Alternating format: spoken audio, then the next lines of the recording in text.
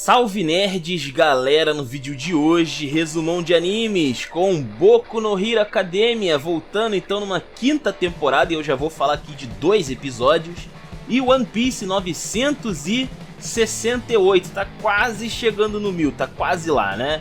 Então, sem maiores enrolações, vamos começar com Boku no Hero, porque nós temos aqui o episódio 1 e 2 da quinta temporada pra falar, e meu amigo, já começou com uma boa construção aqui, incrível. É uma das coisas que eu mais gosto, embora algumas pessoas não gostem, né, da construção dos personagens de Boku no Hero. Pra mim, a coisa mais maravilhosa que tem desse anime aqui é, com certeza, o contexto das coisas, né, como as coisas se acontecem, né, como os eventos ocorrem. E nós já temos aqui, então, no episódio 1, um começo bem tranquilo, vamos dizer assim, bem basicão, onde as crianças estão treinando, fazendo um treinamento ali de super-herói, né? Eles prepararam ali todo um terreno e tal, para as crianças poderem treinar resgate de civis e tal. É bem engraçado que um dos civis é o Togada, né? É bem engraçado ali, ele sempre dá um jeito de ficar em perigo. É muito legal.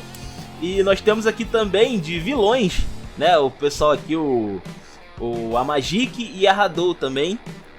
E é bem legal a parte do Amajiki nessa história, porque ele não quer ser vilão, né? O pessoal pergunta ali na brincadeira: ah, vilão, o que você veio fazer aqui?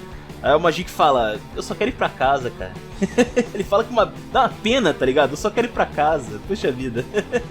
Enfim, né? Acontece então que o pessoal acaba tendo uma lutinha ali contra ele. O Deco especificamente era pra dar o golpe final, mas ele não quer bater no Majik porque ele sabe que o Majik não é um vilão. Isso acaba fazendo com que o Majik perceba que ele tem que se esforçar mais nessa parada. E ele decide ser um vilão, só que ele escolhe o pior momento pra fazer isso, porque durante todo o episódio a gente tinha ali o Bakugou tentando chegar só procurando os vilões. Ele não queria salvar ninguém, não queria destruir os escombros, não queria proteger ninguém, ele só queria derrotar o vilão. E aí quando a Majik justamente entra no personagem é quando o Bakugou aparece, explode ele e parte da cidade ali também, e causando um alvoroço do caramba, né? Acabou que o treinamento falhou por causa do Bakugou. Mas enfim, foi uma grande comédia ali só pra mostrar os personagens de novo e tal. Eu acho importante que eles mostrem os personagens sempre, porque é muito personagem pra lembrar, mano, na boa. A gente acaba esquecendo o nome, principalmente de alguns personagens ali. Então no final do primeiro episódio nós temos ali o Endeavor lembrando da luta que ele teve contra aquele Super Nomu e tal.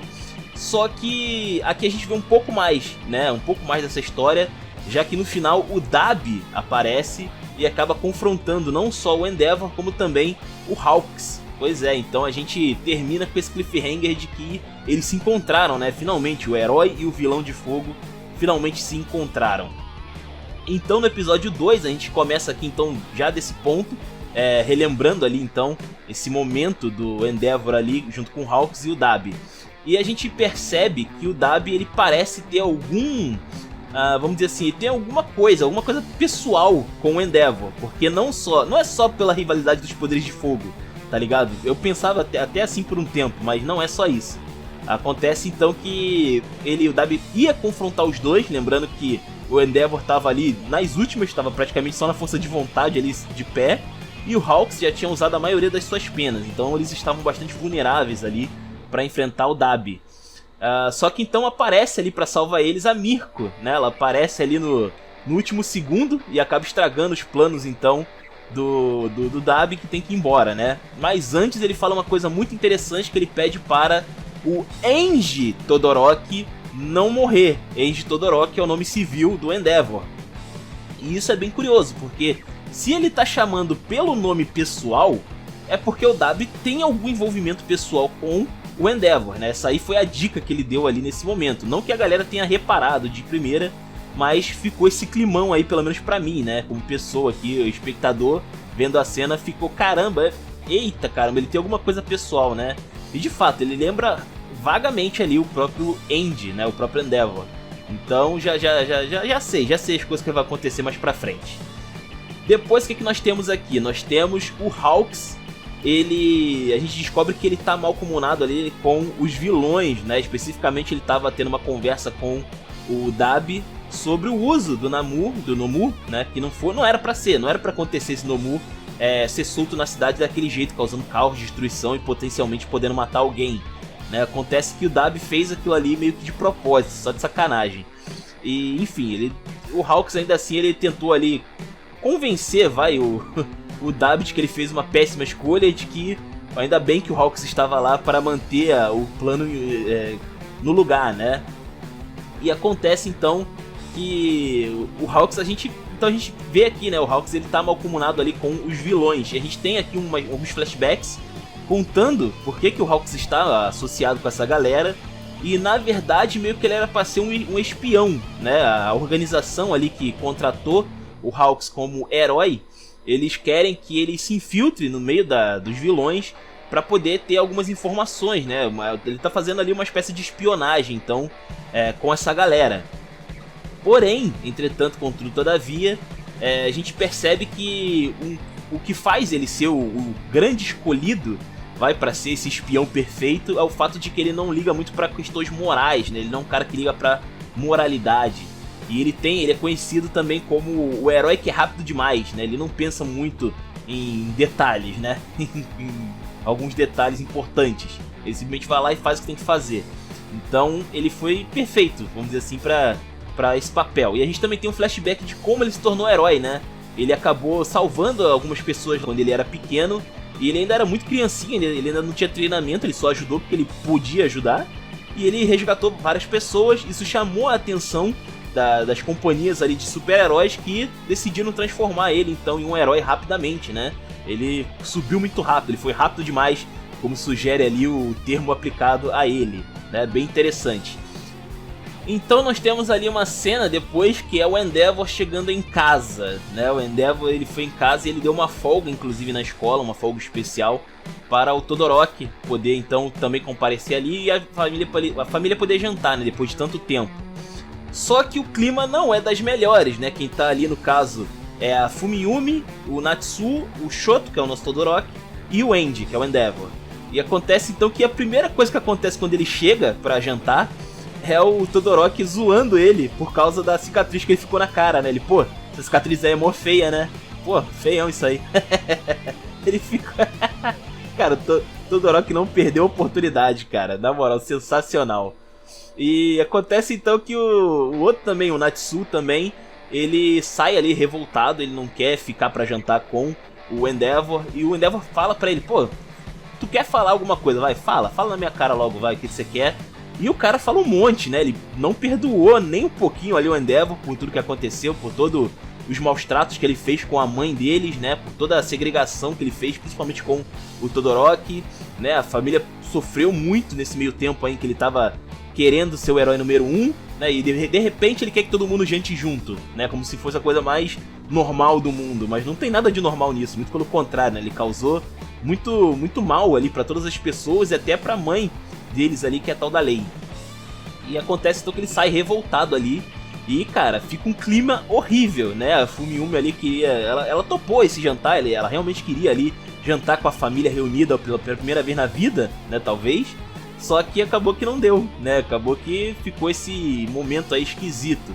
Aqui a gente também tem algumas coisas interessantes, como por exemplo o pessoal da televisão, que alguns são contra e a favor do que o Endeavor fez lá contra a batalha, né? Contra o Nomu. A gente também vê aquele garotinho que é o fã número 1 ali do Endeavor, que é o Hiroshi. E foi ele o grande responsável vamos dizer assim, pelo pessoal que tá gostando do Endeavor ser o herói número 1, né? Ele tá inspirando ali as pessoas principalmente. Rolou até uma espécie de movimento ali, de engajamento a favor do Endeavor, graças ao Hiroshi, ao menino Hiroshi.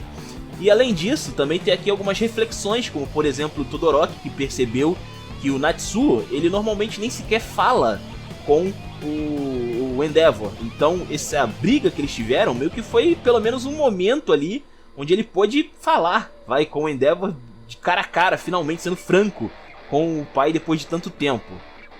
E também a gente tem aqui a reflexão do próprio Endeavor, de que é meio óbvio, né, de que ele lutou muito, ele sacrificou muita coisa pra ser o herói número 1.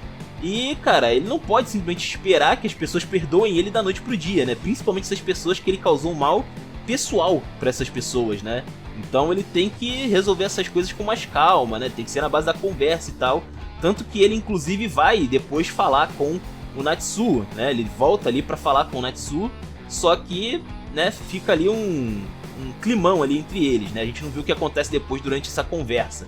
Depois então a gente tem aqui o Deco, depois de uma sessão de treinamento, ele tava super cansado e tal, ele vai dormir.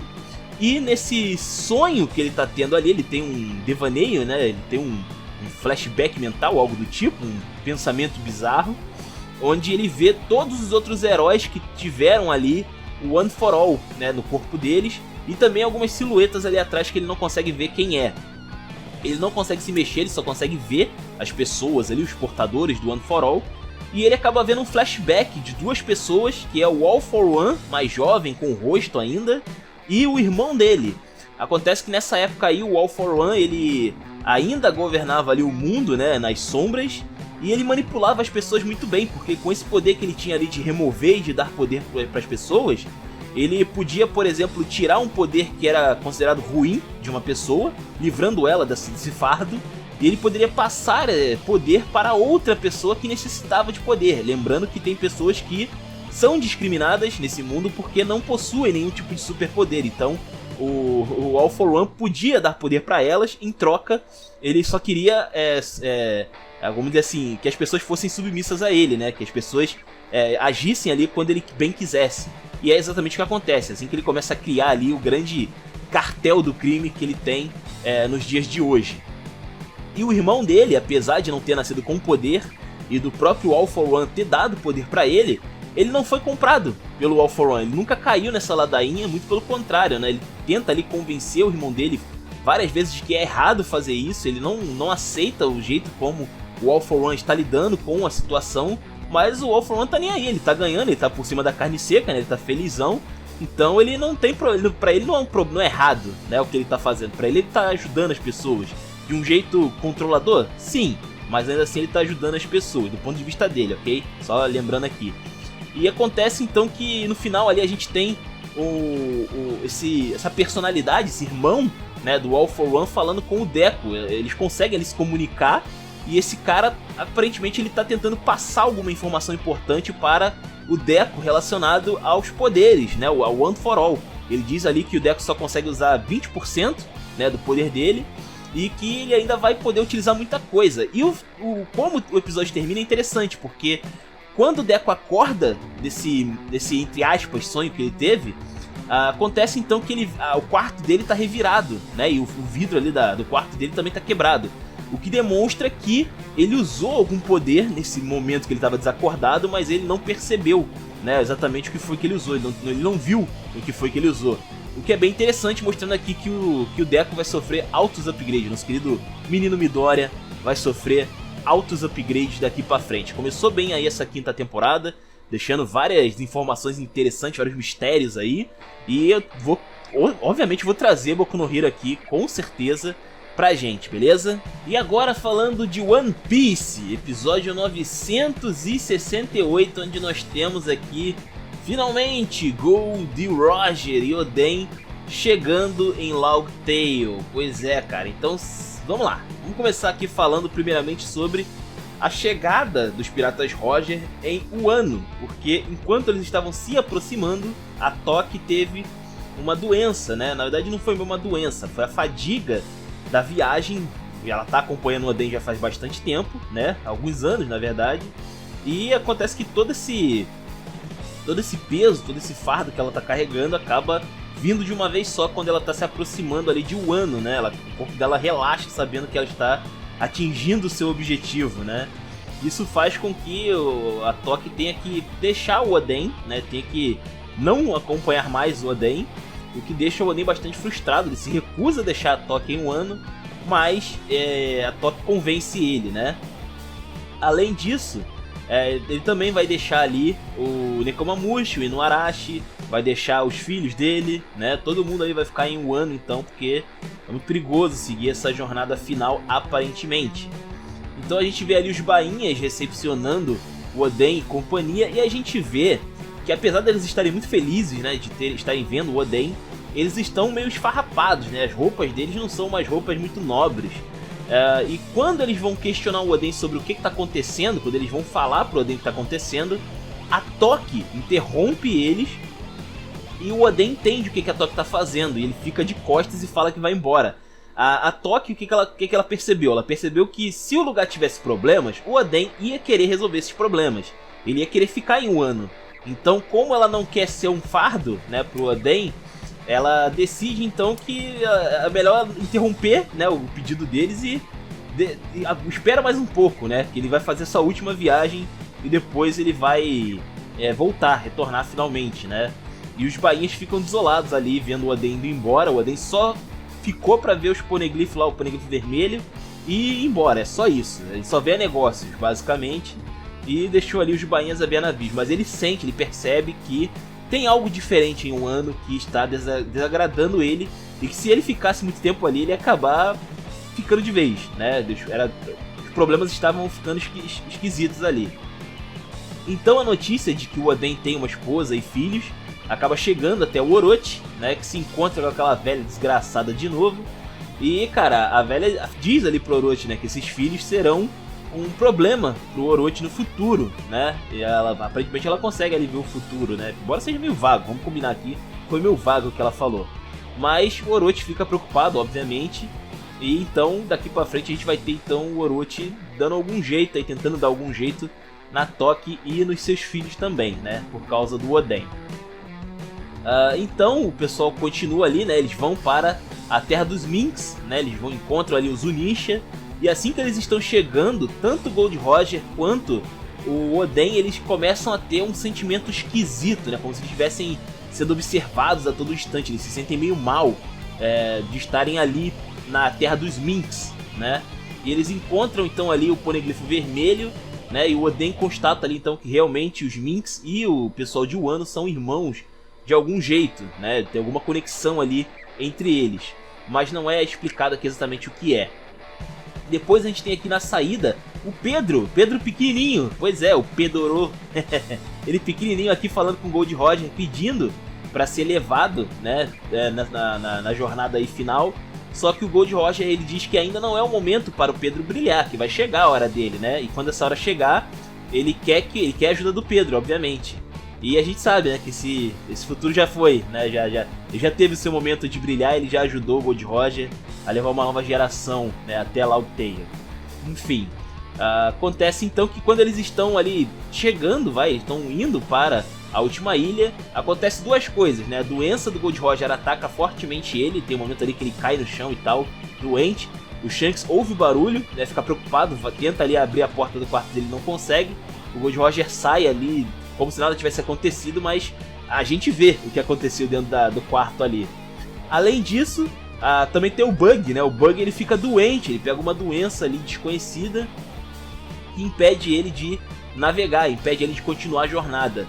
E o Shanks fica com ele, o Shanks fica cuidando do Bug em uma outra ilha vizinha ali, enquanto o Bug fica se recuperando. Cara, que sacanagem, né? Que sacanagem. Nos 45 do segundo tempo, o cara me vem com uma doença dessa. Pois é. E o Bug já tinha comido aqui a fruta, né? A gente vê que o Bug já tinha comido a fruta dele, inclusive. Bem legal. Então é isso, né? Basicamente é isso. O Bug fica fora da jornada, o Shanks também. O Shanks promete que vai chegar, né, em Laug Tale na ilha, né, na última ilha, quando ele tiver o próprio navio dele, a própria tripulação dele e tal. O que provavelmente pode se tornar realidade no futuro. Vamos ter que esperar pra ver. Enfim. Acontece então que eles acabam então partindo para essa última jornada, e a gente vê que enquanto eles estão indo para essa última ilha, o mundo inteiro é noticiado de que isso está acontecendo, o que é bem estranho, né? É bem esquisito isso daí. Talvez eles tenham dado a informação na última ilha ali que eles pararam para deixar o Bug e tal, pode ser, e a notícia tenha se espalhado. Mas é muito esquisito que o mundo inteiro ficou sabendo muito rápido sobre essa última jornada de Gold Roger e sua turma. Então eles chegam ali em Laug Tale. É óbvio que eles não vão revelar, né? Eles não vão falar ali exatamente o que tinha nesse lugar, mas a gente percebe ali então que, de acordo com o Oden, depois que eles chegam ali, que eles veem o tesouro final, né, o One Piece, que iria ser o One Piece, a gente percebe que eles entendem tudo, eles entendem o mundo, como ele funciona, o que é realmente esse mundo de One Piece, né? Eles entendem a história do Joy Boy, Eles entendem a história ali do século perdido, os D, todas as informações estão nessa última ilha. Esse é a coisa mais importante aqui do final dessa jornada, né? E obviamente a felicidade ali da galera, né? Que eles veem esse tesouro, que a gente não vê, né? Nós não vemos, mas é o suficiente para deixar o Gold Roger ali rindo até chorar, né? E a tripulação também. E ele lamenta que ele não pôde viver na mesma época do Joy Boy, infelizmente, né? Termina então com a galera ali se maravilhando, contemplando esse tesouro até então que nós não sabemos, né? Que tesouro é esse que aparentemente também eles não pegaram para si, né? Eles deixaram lá nessa ilha, o que é bem curioso. Então fica aí, né? Esse cliffhanger aí do que é One Piece, e ele é muito importante aparentemente, né? Ele é muito importante ali para o mundo, para a história do mundo, né? É uma questão mais de informação, pelo menos a princípio. Enfim, espero que vocês tenham gostado. Comentem aí os comentários de vocês. Taverna do Bacon, link na descrição. Eu vou ficando por aqui. Valeu, nerds. Fui!